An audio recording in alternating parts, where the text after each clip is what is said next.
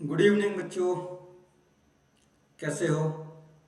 I hope आप सब अच्छे होंगे। कक्षा 12 रसायन विज्ञान की कक्षा में आपका स्वागत है। आज का लेक्चर नंबर है 6वां और आज हम चर्चा कंटिन्यू करेंगे नष्ट समीकरण के बारे में। पिछले लेक्चर में हमने नष्ट समीकरण के बारे में पढ़ा था और हमने देखा था नष्ट समीकरण से हम कैसे सेल पोटेंशियल फाइंड आउट कर सकते हैं, कैसे इलेक्ट्रोड विभव निकाल सकते हैं और हमने उस पर न्यूमेरिक प्रैक्टिस भी की थी। ठीक, तो आज हमें जो पढ़ना है वो पढ़ना है नष्ट समीकरण और साम्य स्थिरांक के बीच संबंध। ठीक, जो आपका नष्ट इक्वेशन है और साम्य स्थिरांक केसी है, इसके बीच क्या रिलेशन है उसको हमें समझना है। तो सबसे पहले हमें समझना साम्य अवस्था। क्या समझनी है? साम्य अवस्था। साम्य अवस्था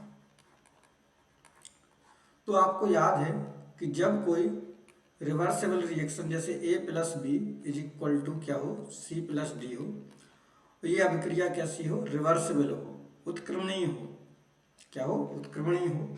तो शुरुआत में क्या होता है, अभिकारक से उत्पाद बनते हैं और जैसे जैसे उत्पादों की सांद्रता बढ़ती है तो उत्पाद से क्या बनते हैं? अभिकारक बनने लगते हैं। ठीक, तो शुरुआत में क्या होता है, इसको कहते हैं अग्र अभिक्रिया। क्या कहते हैं? अग्र अभिक्रिया।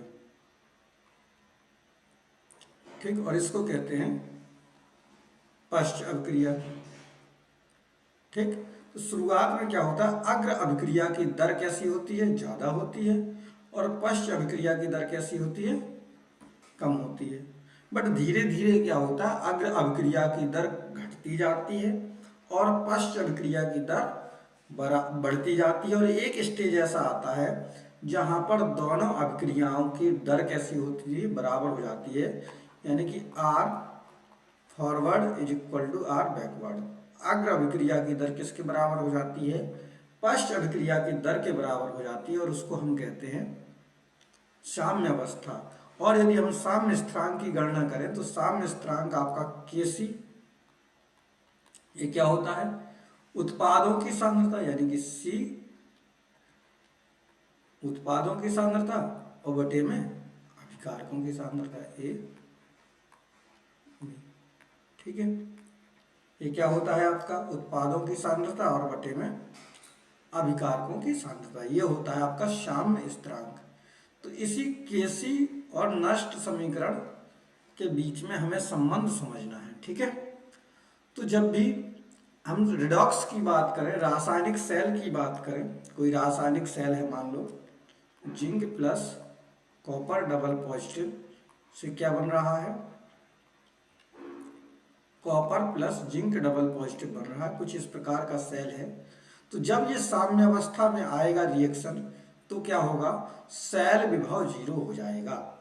क्या हो जाएगा? सेल विभव जीरो हो जाएगा। जब भी कोई सेल रिएक्शन, ठीक है, जब भी कोई सेल अभिक्रिया साम्य अवस्था में होती है, किसमें होती है? इक्विलिब्रियम स्टेट में होती है, तो उसका जो ई सेल होता है वो जीरो हो जाता है। कितना हो जाता है? जीरो हो जाता है, क्योंकि जो एनर्जी चेंज होता है, ठीक है, वो कितना हो जाता है? जीरो हो जाता है। बात समझ में आई इतनी? पहली कंडीशन आपको याद रखनी है। ठीक, साम्यावस्था में क्या होगा? जब भी कोई रिडॉक्स रिएक्शन, कोई सेल रिएक्शन साम्यावस्था में आएगी तो क्या हो जाएगा? ई सेल क्या हो जाएगा? जीरो हो जाएगा, यानी कि उसका सेल विभव कितना होना है? जीरो हो जाना है। ठीक है, दूसरी बात आपको क्या याद रखना है कि जब भी कोई अभिक्रिया साम्य अवस्था में आएगी तो जो अभिक्रिया भागफल था Q, उसी को क्या लिखेंगे? केसी या के इक्विलिब्रियम लिख लेंगे। आपको पता है Q बराबर क्या था? उत्पाद की सांद्रता बटे में अभिकारक की सांद्रता। और यही क्या है? यही तो केसी कहलाता है। केसी भी तो यही है।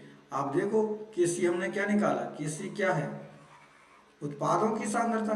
केसी भी क्या है? उत्पाद की सांद्रता बटे में अभिकारक की सांद्रता। ठीक है, तो जब भी कोई रिडॉक्स रिएक्शन साम्यावस्था में आएगी तो जो आपका रिएक्शन क्वोशंट होता है, जो अभिक्रिया भागफल होता है, वो किसके बराबर हो जाता है? ठीक है, इक्विलिब्रियम कांस्टेंट, साम्य स्थिरांक के बराबर हो जाता है।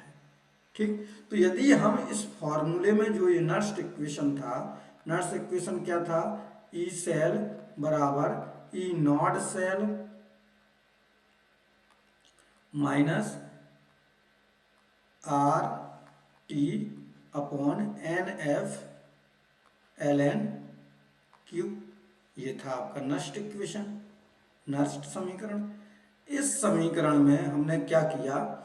ई सेल बराबर रख दिया 0 और क्यू की जगह पर रख दिया के सी। क्या रख दिया? के सी। तो रख दिया तो आपका समीकरण क्या बन गया? ये वाला समीकरण बन गया। ई सेल नॉट बराबर आ गया R T upon N F L n K C. अब यदि हम सब वैल्यू रख लें 25 डिग्री सेल्सियस पर नेचुरल लॉग को किसमें? लॉग बेस 10 में बदल लें। ठीक है, एन की वैल्यू रख लें, सॉरी आर की वैल्यू रख लें, टी की वैल्यू रख लें, एफ की वैल्यू रख लें, सब की वैल्यू रख दें। ठीक है, आर की कितनी हो जाएगी? 8.314 जूल प्रति केल्विन प्रति मोल हो जाएगी। ठीक है, टी की वैल्यू कितनी आ जाएगी? 298 केल्विन। और एफ की वैल्यू कितनी आ जाएगी? 9650 फैराड। ये सब वैल्यू आप रख देंगे तो यही इक्वेशन क्या हो जाएगी? सिंप्लीफाई हो जाएगी, सरलीकृत हो जाएगी और नई इक्वेशन बन जाएगी। क्या बनेगी? E not cell is equal to 0.591 upon में एन। ठीक, ये वोल्ट इसको हटा देंगे, इसको नहीं लिखना। ठीक है, 0.0591 अपॉन में एन लॉग के सी, ये आपका इक्वेशन आ जाएगा। ये बहुत महत्वपूर्ण है। यही क्या है? ई नॉट सेल और के सी में रिलेशन है। ये आपको क्या करना है? याद रखना है। बात क्लियर हो गई? आगे कुछ समझ लेते हैं। यदि के सी का मान कितना है? धनात्मक है। के सी का मान क्या है? 1 से ज़्यादा है। के सी का मान कितना है? 1 से ज़्यादा है। तो ई सेल कैसा होगा? ई नॉट सेल कैसा होगा? धनात्मक होगा। कैसा होगा? धनात्मक।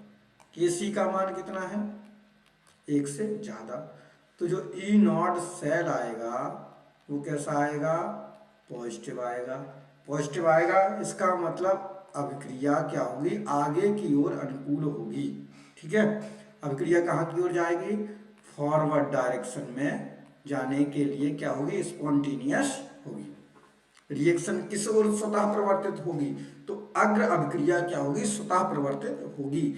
जो क्या है उसकी अग्र अभिक्रिया है, जो फॉरवर्ड रिएक्शन है, वो कैसी होगी? स्पॉन्टेनियस होगी। लेकिन यदि क्या है? के सी का मान क्या है? 1 से कम है। के सी का मान क्या है? 1 से कम है। तो ई सेल नॉट कितना हो जाएगा? तो ई सेल नॉट आ जाएगा माइनस में। और जैसे ही ये माइनस में आ गया तो क्या हो जाएगी? पश्च अभिक्रिया क्या हो जाएगी? स्वतः प्रवर्तित हो जाएगी। यानी कि क्या होगी? जो आपकी बैकवर्ड रिएक्शन है, ठीक है, वो क्या हो जाएगी? आपकी स्पॉन्टेनियस हो जाएगी। ठीक है, तो यदि हमारी अग्र अभिक्रिया स्पॉन्टेनियस है, के सी 1 से ज़्यादा है, तो रेट ऑफ फॉरवर्ड रिएक्शन किससे ज़्यादा होगा? रेट ऑफ बैकवर्ड रिएक्शन से ज़्यादा होगा। यदि हमारी जो के सी है वो 1 से क्या है? ठीक है, कम है, तो जो हमारी सॉरी ये रेट तो बराबर होंगे, इसको रीच कर दे रहे हैं। ठीक, यानी अभिक्रिया कहाँ की ओर जाएगी? आगे की ओर ट्रांसफर होगी यदि के सी 1 से ज़्यादा है। यदि के सी 1 से कम है तो अभिक्रिया कहाँ की ओर? पीछे की ओर ट्रांसफर होगी। ठीक है, यानी कि जो बैकवर्ड रिएक्शन है वो स्पॉन्टेनियस होगी। क्लियर बात? चलिए एक सवाल लगाते हैं, उससे समझते हैं। निम्नलिखित अभिक्रिया के लिए 298 केल्विन पर साम्य स्थिरांक की गणना कीजिए। तो आपको पता है ई नॉट सेल बराबर होता है, कितना होता है? जल्दी जल्दी बताइए भाई। 0.0591 अपॉन में एन लॉग के सी। ये आपका हो गया फॉर्मूला। क्या हो गया? फॉर्मूला। ठीक है, अब दिया क्या है वो निकाल ले रहे हैं। क्या क्या दिया है भाई, यहाँ साइड से नोट कर ले रहे हैं। पहले तो दिया है ई नॉट सेल। क्या दिया है, ई नॉट सेल दे दिया है कितना, 0.46 वोल्ट। दूसरी बात क्या निकालनी है आपको, एन फाइंड आउट करना होगा। तो इलेक्ट्रॉन कितने ट्रांसफर हो रहे हैं, कॉपर कितना था, कॉपर से बना डबल पॉजिटिव, तो कितना चेंज हुआ, 2 इलेक्ट्रॉन का। यहाँ कितना हो रहा है, यहाँ भी 2 ही इलेक्ट्रॉन का हो रहा है, ठीक। तो एन बराबर आ गया 2। तो अब हमने इसी में रख दिया वैल्यू, इस इक्वेशन में क्या रख दिया वैल्यू, तो ये 0.46 इज इक्वल टू 0.059 अपॉन में 2 लॉग के सी। तो यहाँ से हमने निकाल लिया वैल्यू लॉग के सी का। किसका निकाल लिया वैल्यू, लॉग के सी का। तो कितना आ गया 0.46 इंटू में 2 अपॉन में 0.591, ठीक है। जब इसको कैलकुलेट करेंगे तो वैल्यू आ जाएगा ये लगभग 15.56। कितनी आ गई, 15.56 आ गई। किसकी वैल्यू आ गई है, लॉग के सी की। अब हमने यहाँ पर क्या कर लिया, एंटी लॉग ले लिया। क्या ले लिया, एंटी लॉग। तो एंटी लॉग लेना आप सीखेंगे, ठीक है, आपको बताया होगा, मैथ में आपने सीखा होगा, ठीक है। तो सारणी से या फिर आप सारणी से देखिए एंटी लॉग की वैल्यू निकाल सकते हैं, ठीक है। तो एंटी लॉग ले लिया, जब आप एंटी लॉग लेंगे, एंटी लॉग लेने पर, ठीक है, तो एंटी लॉग लेने पर के सी बराबर कितना आ जाएगा, के सी बराबर आ जाएगा 3.63 गुणा 10 पे घात 15 आ जाएगा। कितना आ जाएगा, 3.63 गुणा 10 पे घात 15। तो यहाँ तक तो आपको समझ में आ गया होगा, क्लियर बात, ठीक है। ई नॉट सेल दिया है और एन आपने देख लिया रिएक्शन से, तो वैल्यू रख के आपने क्या निकाली है, लॉग के सी निकाल लिया। क्या निकाल लिया, लॉग के सी। यदि आपको एंटी लॉग लेते नहीं बन रहा है तो आप क्या कर सकते हैं, यहाँ से के सी बराबर सीधे लिख सकते हैं, ठीक है, 10 पर घात कितने की, 15.56, ठीक है। जो आपका ये के सी था, जो आपके लॉग के सी आया था, तो के सी आपको निकालना है तो आप इतना भी लिख सकते हैं। ये भी आपका सही हो जाएगा आंसर, लेकिन ये एकदम एक्यूरेट रहेगा, क्योंकि जब आप एंटी लॉग लेंगे तो एकदम एक्यूरेट वैल्यू आएगी, और ये वैल्यू आपकी पावर्स के फॉर्म में रहेगी, ठीक है। इतनी बात समझ में आ गई, बताइए भाई कोई दिक्कत। तो सेल विभव से हम कैसे क्या कर सकते हैं, साम्यस्थिरांक निकाल सकते हैं, या साम्यस्थिरांक दिए जाने पर कैसे हम मानक सेल विभव निकाल सकते हैं, ये हमने सीख लिया, ठीक है।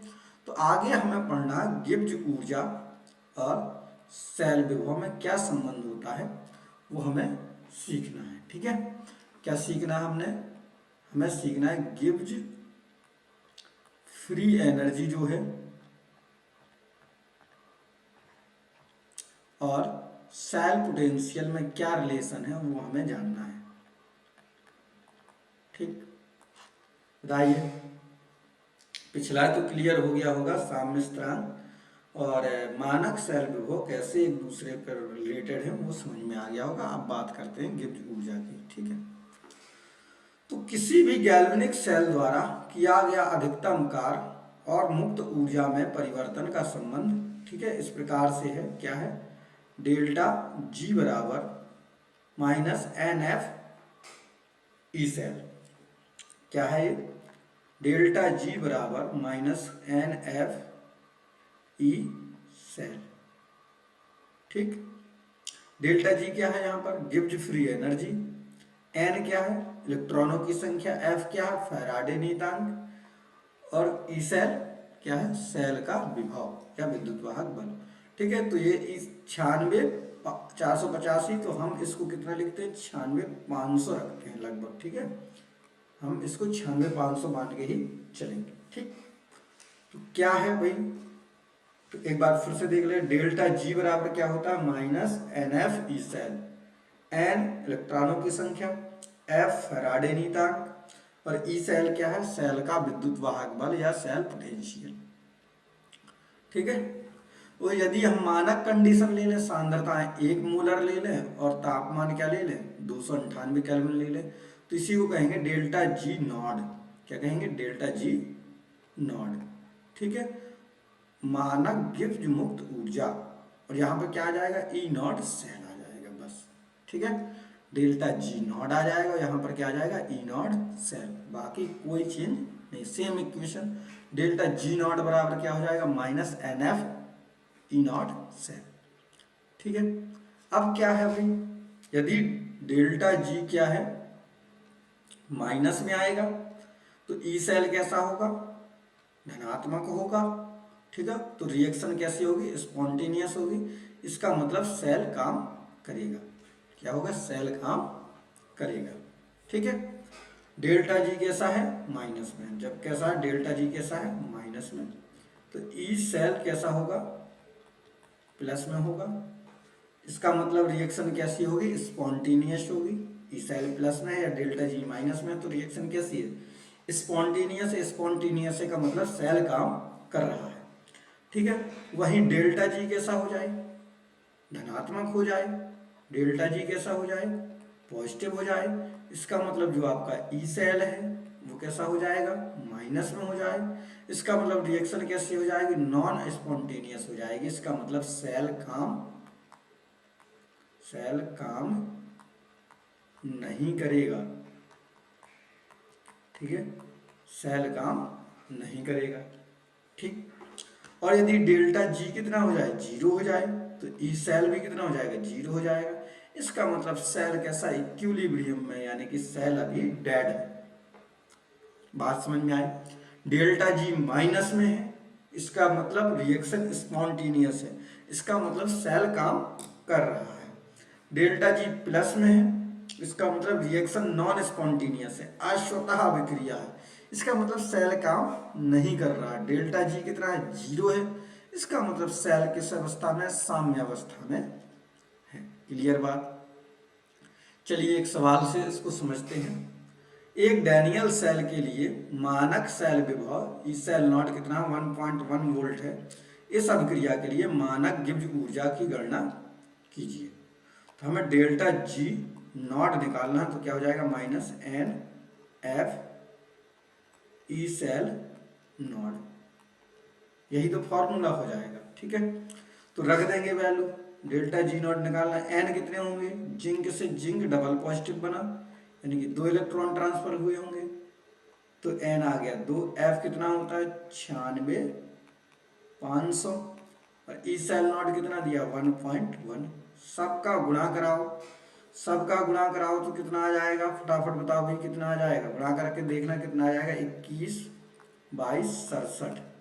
ठीक है, जूल प्रति मोल। क्या आ जाएगा? 21/67 जूल प्रति मोल, और ये आ जाएगा माइनस में। यदि हमें इसको किलो जूल में बदलना हो तो 3 अंक बाद क्या लग जाएगा? दशमलव लग जाएगा, यानी कि माइनस 212.267 किलो जूल पर मोल। ठीक, ये आ जाएगी आपकी मानक गिब्स ऊर्जा। क्या आ जाएगी? मानक गिब्स ऊर्जा। क्लियर बात इतनी? बताओ भाई, यहाँ तक कोई दिक्कत? इस सवाल में क्या दिया था? ई सेल नॉट दिया था और डेल्टा जी नॉट निकालना था। तो डेल्टा जी नॉट बराबर होता है n F E cell not. तो हमने एन की वैल्यू रख दी, एफ की वैल्यू रख दी और ई सेल नॉट की वैल्यू रख दी, तो आपका क्या हो गया? सवाल लग गया। अगले सवाल की ओर चलते हैं। अगला सवाल कह रहा है कि 298 केल्विन पर डेल्टा जी नॉट निकालिए। ठीक है, क्या करना? डेल्टा जी नॉट निकालना है 298 केल्विन पर। तो सबसे पहले डेल्टा जी नॉट का फॉर्मूला क्या होता है पता होना चाहिए। क्या होता है? Minus n F E cell not, यानी कि ई सेल नॉट चाहिए और एन चाहिए, और एफ तो हमें पता है। एन कितना हो जाएगा? 2 कॉप सिल्वर थे तो ये 2 इलेक्ट्रॉन लिए होंगे, तो यहाँ भी कितने लिए होंगे? 2 इलेक्ट्रॉन। तो एन तो आ गया 2। एन कितना आ गया? 2। अब बात आई ई सेल नॉट की। किसकी? E cell not. तो ई सेल नॉट जब भी हमें निकालना है तो क्या होता है? ई कैथोड माइनस ई एनोड। कैसे निकलता है, ई कैथोड माइनस ई एनोड। जब भी हमें क्या निकालना हो, ई सेल नॉड निकालना हो, ठीक है, मानक सेल विभव निकालना हो, तो हम हमेशा मानक कैथोड विभव में से मानक एनोड विभव घटा देंगे। तो यहाँ पे देखो अपचयन किसका हो रहा है, अपचयन हो रहा है सिल्वर का। अपचयन किसका हो रहा है, सिल्वर का। तो ये बन जाएगा कैथोड, ये क्या कहलाएगा, कैथोड कहलाएगा। ऑक्सीकरण किसका हो रहा है, कॉपर का, तो ये बन गया एनोड। यानी कि जो सिल्वर वाला है, सिल्वर वाला कितना दिया है, ये दिया है 0.08, ये हो गया कैथोड का। और एनोड का कितना हो जाएगा, ये आपका हो जाएगा एनोड का 0.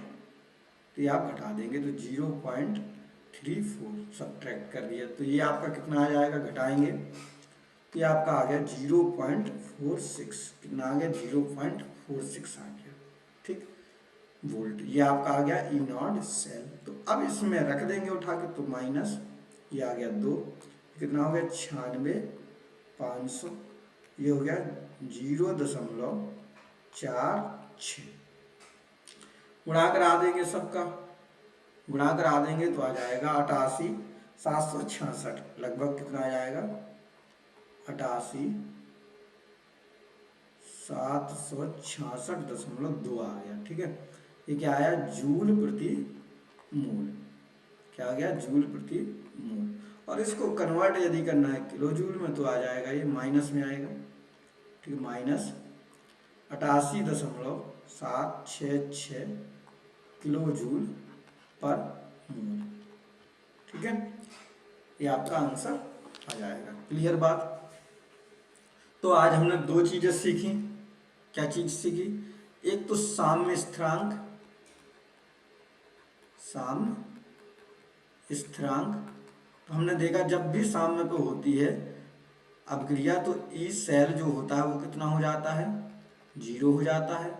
और क्यू किसके बराबर हो जाता है, वो केसी के बराबर हो जाता है। तो आपका रिलेशन बना था ई नॉड सेल बराबर 0.0591 अपॉन एन लॉग केसी, ठीक है। देन हमने सीखा गिब्ज ऊर्जा, देन हमने क्या सीखा, गिब्ज ऊर्जा। तो आपने देखा गिब्ज ऊर्जा डेल्टा जी से लिखा और रिलेशन क्या है, minus n F E cell, क्या है, ई सेल। यदि मानक गिब्ज ऊर्जा डेल्टा जी नॉट निकालनी है तो minus n F E cell not हो जाएगा, ठीक। तो इतनी बात आज हमने सीखी और हमने इस पर आधारित सवाल भी किए। तो आई होप बात आपको समझ में आ गई होगी। नर्स्ट समीकरण से इसी 4 टाइप के सवाल आपके बन सकते हैं, ठीक है। पहले कौन से बन सकते हैं, पहले बन सकते हैं डायरेक्ट ई सेल निकालने के लिए, सेल विभव निकालो। दूसरा बन सकता है इलेक्ट्रोड विभव निकालने के लिए, तीसरा साम्य स्थिरांक के लिए और चौथा गिब्ज ऊर्जा के लिए, ठीक। तो चारों टाइप को हमने डिटेल में डिस्कस कर लिया, उनके सवाल भी लगा लिए। आई होप अब नष्ट समीकरण से कोई भी समस्या आपको नहीं होगी। तो नेक्स्ट क्लास में हम लोग बढ़ेंगे चालकता की ओर, ठीक है। इस चैप्टर का जो दूसरा पोर्शन है वो है कंडक्टेंस, चालकता। तो अगले लेक्चर में हम चालकता की ओर बढ़ेंगे, ठीक। आज के लिए इतना पर्याप्त है, मिलते हैं अगले लेक्चर में, तब तक के लिए नमस्कार।